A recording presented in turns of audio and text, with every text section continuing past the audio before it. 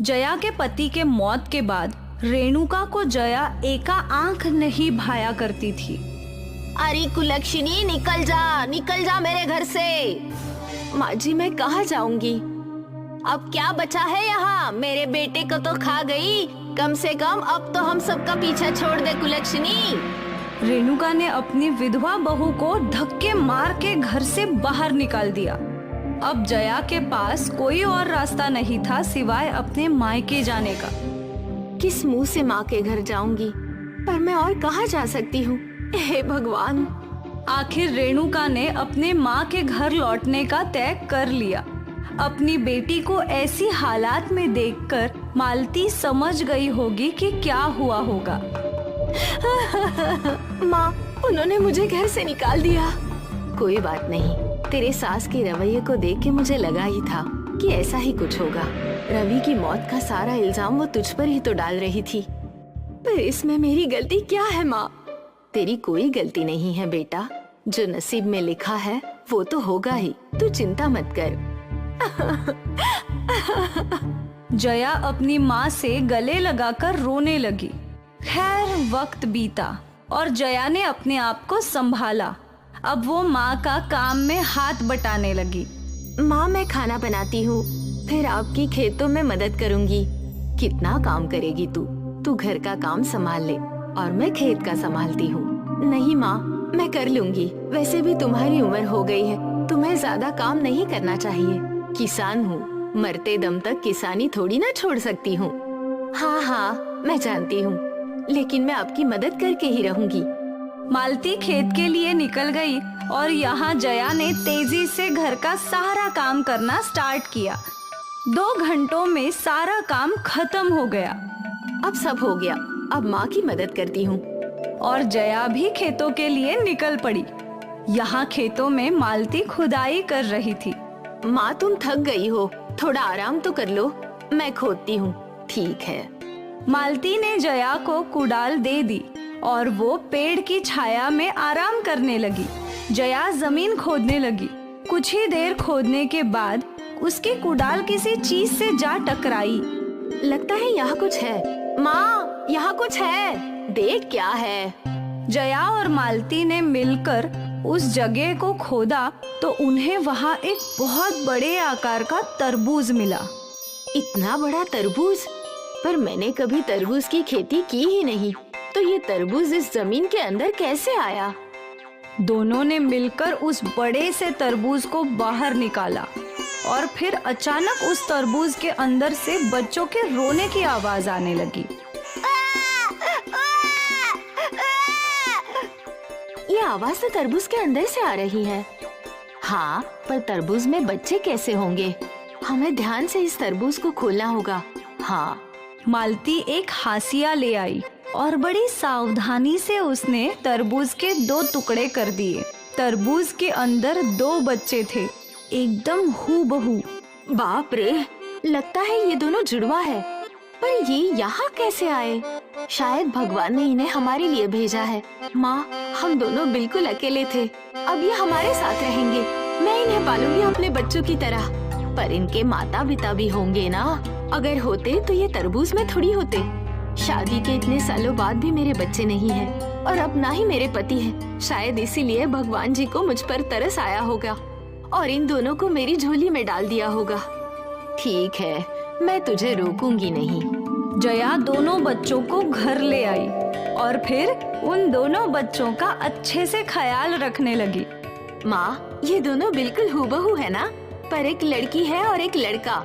हाँ, इनका क्या नाम रखेंगे? इन दोनों बच्चों में तेज बहुत है, तो एक का नाम हम तेजस और दूसरी का तेजस्विनी रखेंगे। बहुत अच्छे नाम है माँ।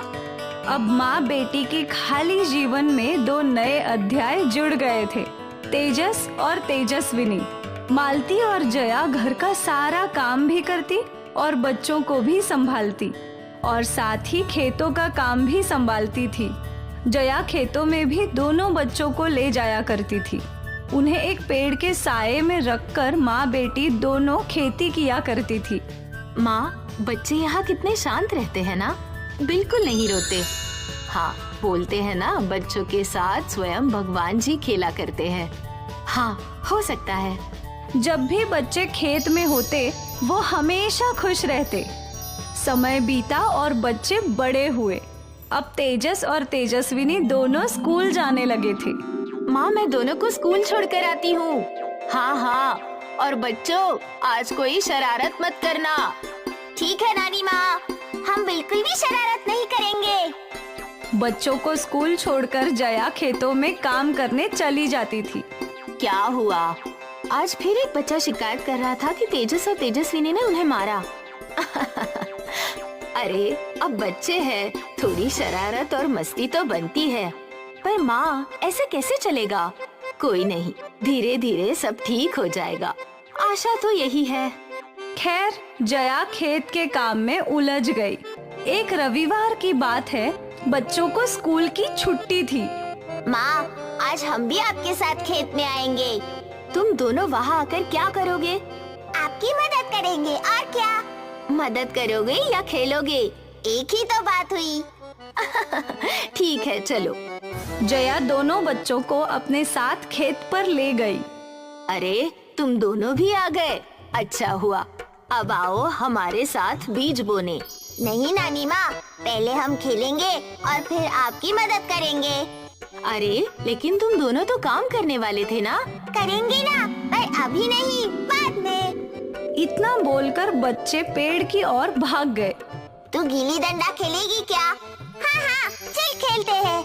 दोनों ने दो अलग अलग आकार की लकड़ियां ढूंढ ली, एक छोटी और मोटी और एक पतली और लंबी, और फिर दोनों गिल्ली डंडा खेलने लगे। दोनों अपने खेल में व्यस्त थे कि अचानक वहाँ गांव के जमींदार की कार आई और उनकी गिल्ली उड़कर कार की कांच पर जा गिरी। कांच में बड़ा सा क्रैक आ गया। भाग तेजस्विनी! दोनों बच्चे भागने लगे। अरे, कौन हो तुम दोनों हरामखोरों? मेरी गाड़ी की कांच फोड़ दी। तुम दोनों को छोड़ूंगा नहीं, बिल्कुल नहीं। बच्चे दौड़कर माँ और नानी के पीछे छुप गए और जमींदार उनका पीछा करते हुए खेतों में आ पहुंचा। कहाँ है वो दोनों नालायक? गिल्ली से मेरे कार के कांच तोड़ दिए। मैं उन दोनों को नहीं छोड़ूंगा। अरे जमींदार जी, बच्चे हैं, गलती से हो गया होगा। नहीं नहीं, उन दोनों ने जानबूझकर किया है। उन दोनों को बाहर निकालो। जमींदार ने गुस्से में मालती को धक्का दिया और पीछे छिपी तेजस्विनी का हाथ खींचा। मेरे गाड़ी का कांच तोड़ेगी? जया तेजस्विनी का हाथ छुड़ाने की कोशिश कर रही थी, पर जमींदार ने उसे भी धक्का दे दिया। जब जमींदार तेजस्विनी को चाटा मारने ही वाला था, तो एक अद्भुत शक्ति ने जमींदार का हाथ रोक लिया और उनके सामने एक देवी प्रकट हुई। तू मेरे बच्चों को मारेगा? तेरी इतनी हिम्मत? देवी ने जमींदार को मार मार के उसके दोनों गाल लाल कर दिए। माफ कर दो माँ, मुझे माफ कर दो। जमींदार दुम दबाकर वहाँ से भाग निकला। आप कौन हो? क्या ये दोनों आपके बच्चे हैं? हाँ, मैं पाताल लोक की देवी हूँ। मेरे बच्चों को दुश्मनों से बचाने के लिए मैंने उन्हें तरबूज में रख दिया। जया, वो तुम्हारे साथ सुरक्षित थे, इसीलिए तुमने इनका बहुत अच्छे से ख्याल रखा। अब समय आ गया है कि ये मेरे साथ पाताल लोक लौट जाए। नहीं, हम माँ और नानी को छोड़कर कहीं नहीं जाएंगे, बिल्कुल नहीं। बच्चों ने माँ और दादी को कसकर पकड़ लिया। ठीक है जया, मालती, तुम दोनों भी मेरे साथ चलो। हम सब खुशी खुशी पाताल लोक में महल में रहेंगे। मालती और जया ने एक दूसरे को देखा। मेरे लिए तो मेरे बच्चे ही मेरा जीवन है। वो जहाँ रहेंगे मैं भी वहाँ रहूंगी। और मेरे लिए मेरी बेटी। तो आओ चलो। पाताल लोक की देवी सबको पाताल लोक ले गई और फिर वो सब वहाँ हंसी खुशी रहने लगे।